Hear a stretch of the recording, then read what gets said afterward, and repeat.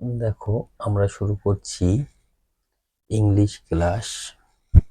প্রথম আমরা পার্সন বা পুরুষ দিয়ে শুরু করব, ঠিক আছে? তারপর আস্তে আস্তে টেন্স, ভয়েস চেঞ্জ, ন্যারেশন, হ্যাঁ, সব কিছুই শিখবো। দেখো, পার্সন, PERSON,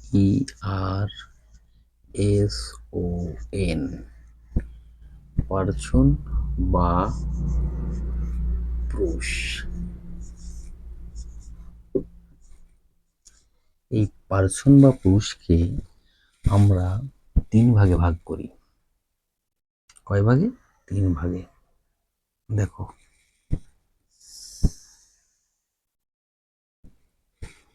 এক হচ্ছে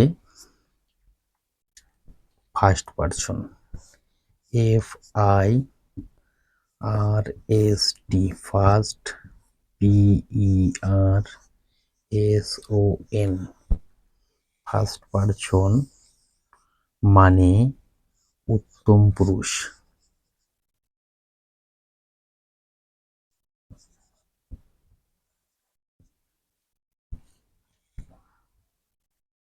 দু নম্বর হচ্ছে সেকেন্ড পার্সন, SECOND, সেকেন্ড,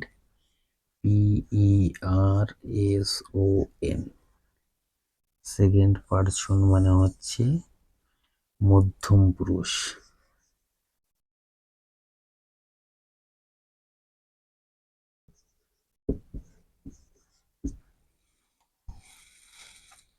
এবার দেখো থার্ড পার্সন,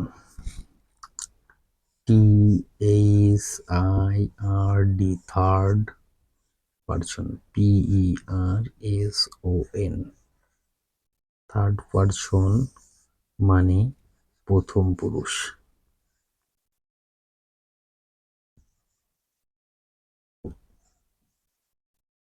দেখে নাও, বলছে পার্সন বা পুরুষ, এটাকে আমরা তিন ভাগে ভাগ করি। কয় ভাগে? তিন ভাগে ভাগ করি। তিন ভাগে ভাগ করি।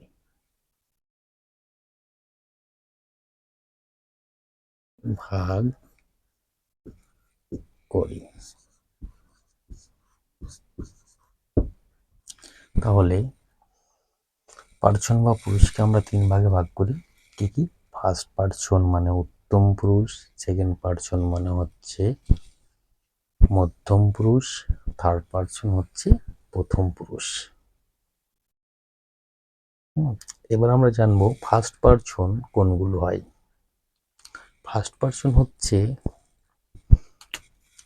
দেখো, আমি, আমার,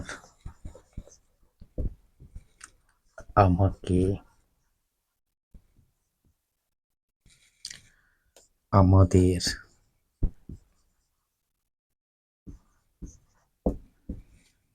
আমরা, এগুলি সব হলো ফার্স্ট পার্সন। সেকেন্ড পার্সন কোনগুলো? সেকেন্ড পার্সন হচ্ছে তুমি,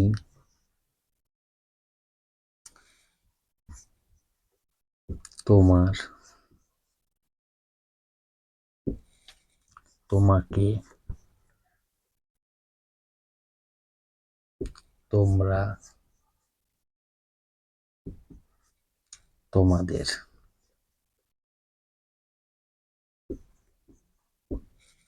এবার দেখো থার্ড পার্সন। থার্ড পার্সন হলো সে, তিনি, রাম, শ্যাম,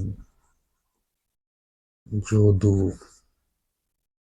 মধু, যে কোনো নাম।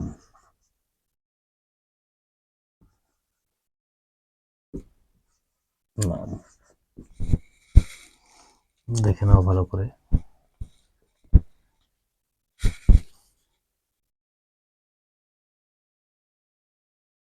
দেখো, পার্সন বা পুরুষকে আমরা তিন ভাগে ভাগ করি।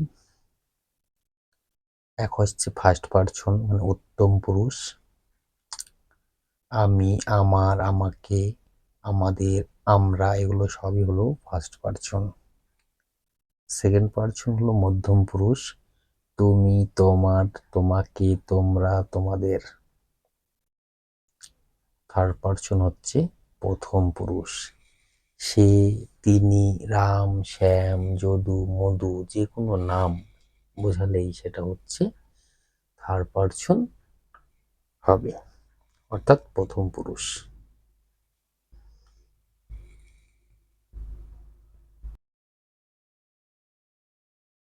দেখো, আমরা শুরু করব এবার টেন্স। টেন্সকে সাধারণত কয় ভাগে ভাগ করা হয়? টেন্সকে সাধারণত 3 ভাগে ভাগ করা হয়। এক হচ্ছে প্রেজেন্ট টেন্স, 2 হচ্ছে পাস্ট টেন্স, 3 হচ্ছে ফিউচার টেন্স। এই প্রতিটা টেন্সের এই প্রেজেন্ট, পাস্ট অ্যান্ড ফিউচার, প্রত্যেকটা টেন্সের আবার 4টা করে ভাগ আছে। তা আমরা আজকে শিখব, প্রথম হচ্ছে প্রেজেন্ট ইনডিফিনিট টেন্স। দেখো, PRESENT, present, IN, DEFINIT, tense, TENSE। এই প্রেজেন্ট ইনডিফিনিট টেন্স মানে হচ্ছে সাধারণ বর্তমানকাল। সাধারণ বর্তমান কাল।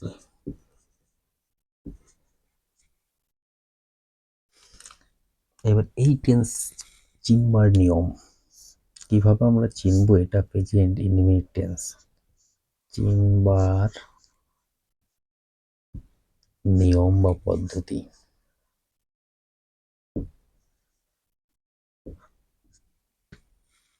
দেখো, বাংলা বাক্যে ক্রিয়ার শেষে, বাংলা বাক্যে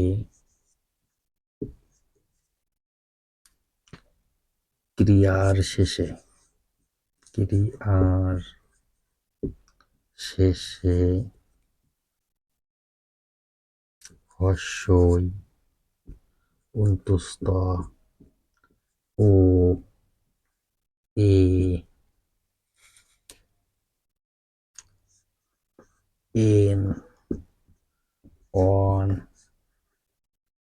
থাকিলে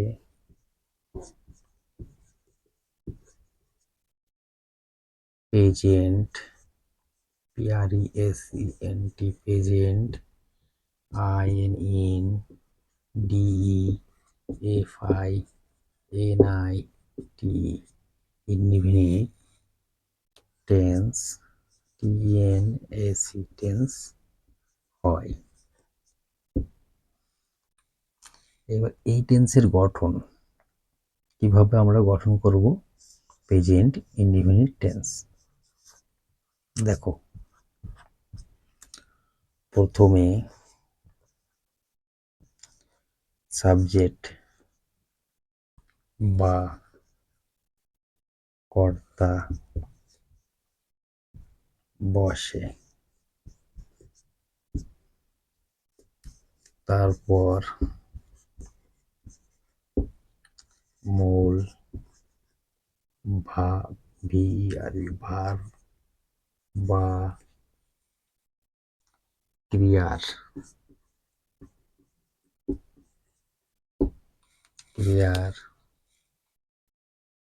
বর্তমান কালের রূপ হয়,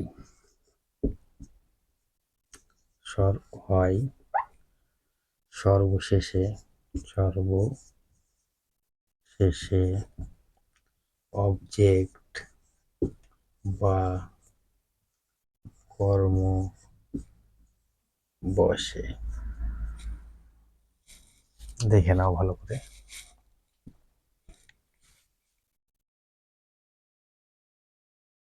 বলছে প্রেজেন্ট ইনডিফিনিট টেন্স মানে হচ্ছে সাধারণ বর্তমান কাল।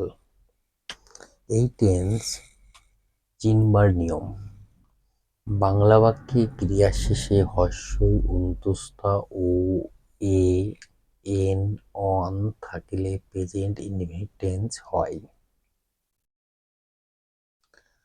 এবার দেখো গঠনটা হচ্ছে প্রথমে সাবজেক্ট বা কর্তা বসে, তারপর মূল ভার্ব বা ক্রিয়ার বর্তমান কালের রূপ হয়, সর্বশেষে অবজেক্ট বা কর্ম বসে। দেখে নাও, নোটস করো সবাই, খাতাতে নোটস করে নাও, সারা জীবন কাজে লাগবে, ঠিক আছে?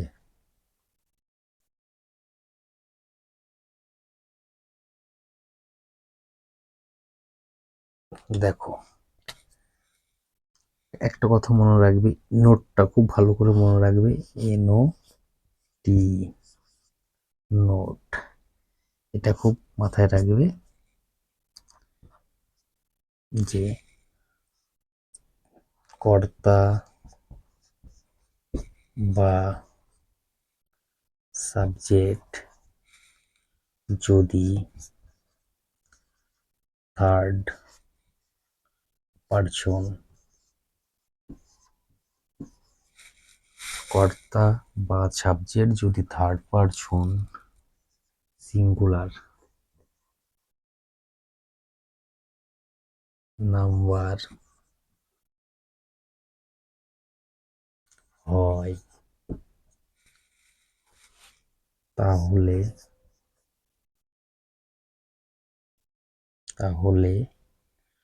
ভার বা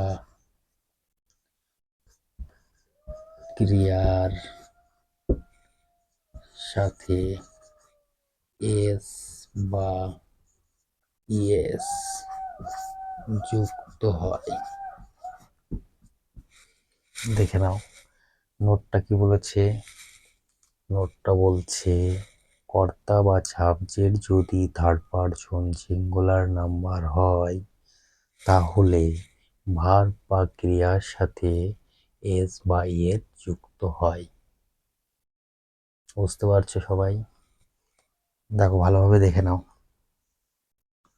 কি বলছে। বলছে প্রেজেন্ট ইনডিফিনিট টেন্স।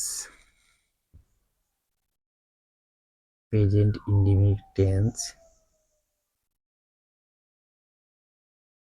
মানে হচ্ছে সাধারণ বর্তমান কাল। এই প্রেজেন্ট ইনডিফিনিট টেন্স বা সাধারণ বর্তমান কাল চিনবার নিয়ম: বাংলা বাক্যে ক্রিয়ার শেষে হস্যই অন্তস্থ ও এ এন অন থাকিলে প্রেজেন্ট ইনডিফিনিট টেন্স হয়।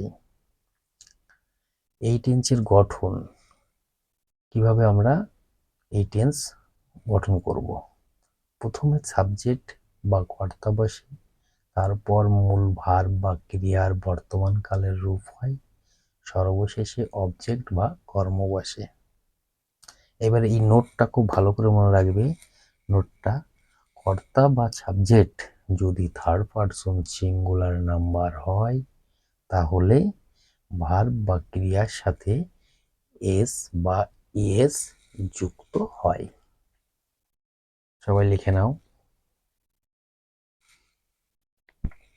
ভালো করে নোটস করবে।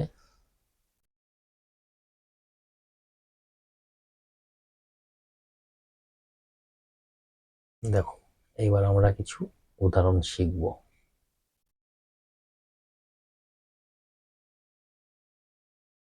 দেখো, এবার কিছু এক্সাম্পল দেখো। দেখো, আমি ভাত খাই। এই আমিটা হলো সাবজেক্ট বা কর্তা। সাবজেক্ট বা কর্তা। আর ভাতটা হলো অবজেক্ট বা কর্ম। আর এই খাই খাওয়াটা হলো ভার্ব বা ক্রিয়া। দেখো, আমি ভাত খাই, খাই অন্তস্থ আছে, তাহলে আমরা কি বলেছি, বাংলা বাক্যে ক্রিয়া শেষে হস্যই অন্তস্থ এ ও এন অন থাকিলে সেটা প্রেজেন্ট ইনডিফিনিট টেন্স হবে, তাই তো। দেখো এই, তাহলে গঠনটা কি বলেছি, গঠনটা বলেছি প্রথমে সাবজেক্ট বা কর্তা বসবে, তারপর মূল ভার্বের বর্তমান কালের রূপ হবে, সর্বশেষে অবজেক্ট বা কর্ম বসবে। আর যদি কর্তা বা subject third person singular number হয় তাহলে ভার্বের সঙ্গে এস বাই এ যুক্ত হয়। কিন্তু আমিটা তো থার্ড পারসন নয়, আমিটা কোন পারসন, আমিটা হচ্ছে ফার্স্ট পারসন, মানে উত্তম পুরুষ। তাহলে দেখো, প্রথমে তাহলে আই মানে আমি, খাওয়ার ইংরেজি কি ইট, এখানে এস বা ইএস যুক্ত হবে না, আই ইট রাইস, আমি ভাত খাই, ঠিক আছে। এইবার দেখো, যদি বলতো রাম ভাত খায়, তাহলে রামটা হলো সাবজেক্ট,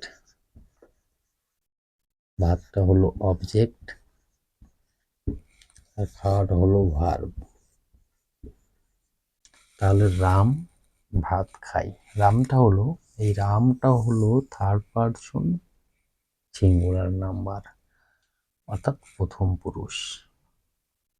তাহলে এবার হবে, দেখো এবার হবে ভার্বের সঙ্গে এস বাই এস এবার যুক্ত হবে, রাম ইটস রাইস।